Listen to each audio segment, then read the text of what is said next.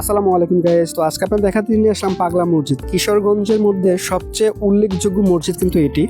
আর এটা হয়তো আমার মনে হয় যে কিশোরগঞ্জে না, শুধু সারা বাংলাদেশের মধ্যে একটা উল্লেখযোগ্য মসজিদ। তো আজকে আপনাদের দেখানোর চেষ্টা করব এই মসজিদটাই, আর এটা সম্পর্কে কিছু বলার চেষ্টা করব। যখন শুক্রবারে হলো আজকে আসলাম, তো জুম্মার নামাজের পরে যখন একদম পুরো ঘুরে দেখানোর চেষ্টা করলাম, সম্ভব হচ্ছিল। তো যখন পুরো মাঠে জুড়ে যখন নামাজ হচ্ছিল, নামাজ শেষে যখন এক একজন যাচ্ছিল, তো চেষ্টা করলাম আজকে ফাঁকা জায়গা থেকে আপনাদের শ্যুট করে দেখাই যতটুকু সম্ভব হবে, কারণ এখানকার যে মানুষের আহাজারি বা আহাজন তো আসলে এরকমভাবে হয়তো হবে না। তারপর যতটুকু পারছি ততটুকু চেষ্টা করলাম আপনাদের কাছে তুলে ধরার জন্য। তো এটা শেষ করে যখন তো সেই কিন্তু পাগলা মসজিদ, আসলে এখানে কিন্তু ও প্রতি বছর অনেক টাকা এইখান থেকে দান বাক্স থেকে পাওয়া যায়।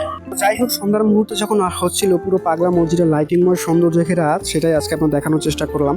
তো এটার মুহূর্তে যখন বাইরে থেকে দেখাচ্ছিলাম, বাইরে থেকে দেখার পরে যখন ভিতরে গিয়ে দেখালাম পুরো লাইটিংময় সুন্দর সেই পাগলা মসজিদ, তো আমার কাছে খুব ভালো লেগেছে। তাই আজকে আপনাদের কাছে চেষ্টা করলাম তুলে ধরার জন্য। আর যারা না গেছেন একবার হলো গিয়ে এই পাগলা মসজিদে গিয়ে দেখতে পান, খুবই সুন্দর একটা মসজিদ। তো আমার এই ভিডিওটা কেমন লাগলো অবশ্যই কিন্তু কমেন্টে জানাবেন। ধন্যবাদ সবাইকে।